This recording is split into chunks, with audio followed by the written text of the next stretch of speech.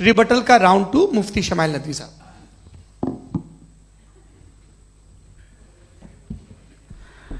असल में जो हकीकी प्रॉब्लम है, असल प्रॉब्लम है वो ये है कि जावेद साहब के पास कॉन्सेप्ट ऑफ गॉड क्लियर नहीं है। इन्होंने कहा कि कायनात से पहले खुदा तो था, तब भी तो टाइम होगा। ये टाइम कायनात का हिस्सा है। हम खुदा, उस खुदा को मानते हैं, नेसेसरी बीइंग का टाइमलेस होना जरूरी है, चूंकि वो टाइम का क्रिएटर है। जब उसने टाइम को क्रिएट किया तो वो खुद टाइम पे कैसे होगा? उसने जब स्पेस को क्रिएट किया तो खुद स्पेस में कैसे होगा? अगर वो टाइम एंड स्पेस को पहले से ही उसका पाबंद है तो फिर किस चीज को उसने क्रिएट किया?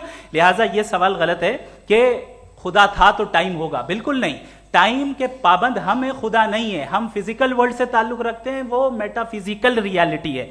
दूसरी चीज इन्होंने मिसाल दी कि चाय की केतली हवा में घूम रही होगी, और पता नहीं शायद वो बर्टन रसल का उन्होंने हवाला दिया। बहरहाल यही प्रॉब्लम है। प्रॉब्लम यही है कि हम चीजों के दरमियान डिफरेंशिएट नहीं कर पाते हैं।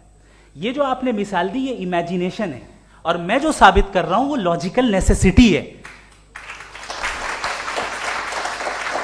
आप इमेजिन करने आए तो कुछ भी करें, जुपिटर में पिंक एलिफेंट होगा, यूनिकॉर्न होगा, करें, उससे कायनात पे क्या फर्क पड़ता है? उससे आप लॉजिकल नेसेसिटी साबित नहीं कर सकते। मैं तो उस प्राइम कॉज की बात कर रहा हूं, उस नेसेसरी बीइंग की बात कर रहा हूं जिसके बगैर इस कायनात का एग्जिस्टेंस मुमकिन नहीं है। दूसरी चीज, मजहब को साइंस चैलेंज करती है वगैरह वगैरह, ये हमारा टॉपिक ही नहीं है। मैं इस पे बात करूंगा तो फिर मेरा वक्त चला जाएगा। मजहब के ऊपर चूंकि हमारी डिस्कशन नहीं है, साइंस को मजहब और बिलखुसूस मैं और हमारा वर्ल्ड व्यू कम अज कम साइंस को पीछे नहीं करता है, साइंटिज्म की मजम्मत करता है। इसकी वजाहत मैंने पहले कर दी। दूसरी चीज इन्होंने कहा वर्ल्ड का नक्शा लीजिए, वर्ल्ड मैप लीजिए, दो अलग अलग जगह की। हजरत, मैंने ये होमवर्क किया था और मैंने मिडिल ईस्ट का एक नक्शा लिया और यूरोप का एक नक्शा लिया, ये मजहबी इलाका और ये लिबरल और एथीस्ट इलाका। मुझे पता चला कि सबसे ज्यादा रेप केसेस जो हैं वहां पर है।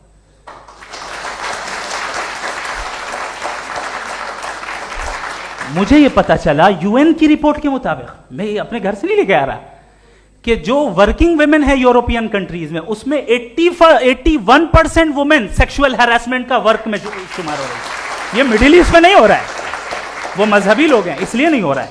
दूसरी चीज, आपने ये कहा कि मजहबी आदमी का अच्छा होना हमारे अच्छे होने से बहुत मुश्किल है, बहुत मुश्किल है। तो इसका मतलब यह है कि गॉड के अलावा आपके पास अच्छे और बुरे का कोई स्टैंडर्ड है। मैं चाहूंगा कि कन्वर्सेशनल स्टाइल वाली डिस्कशन और सेगमेंट पे इसी पे बात कर लेते हैं। Thank you very much.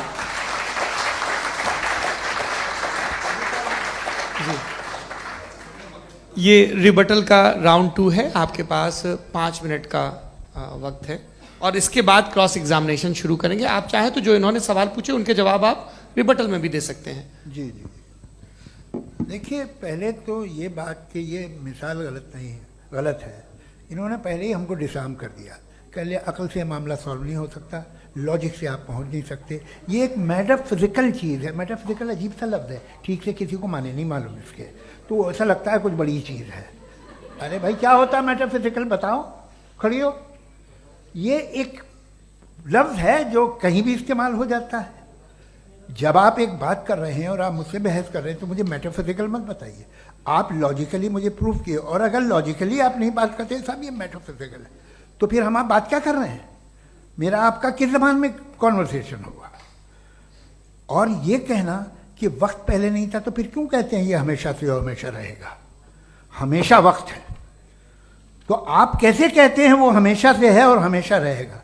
हमेशा का मतलब है कोई वक्त, अगर वक्त ही नहीं है तो हमेशा कैसे? बाहर वो रहेगा। अब मैं ये देखता हूँ, आपने कहा ना कि वहाँ रेप ज़्यादा होते हैं, तो हम एक बात देखते हैं कि दुनिया जिस पे वो कादर मुतलक है, जिसकी मर्ज़ी के बगैर पत्ता भी नहीं हिलता, ओमनीपोटेंट है, ये दुनिया चल कैसे रही है? और इस दुनिया का हाल क्या है? 45,000 बच्चे जो 10 साल की उम्र से कम थे वो गाजा में मरे। भूख से काला हांडी में बच्चे मरते हैं और डिप्थेरिया से मरते हैं।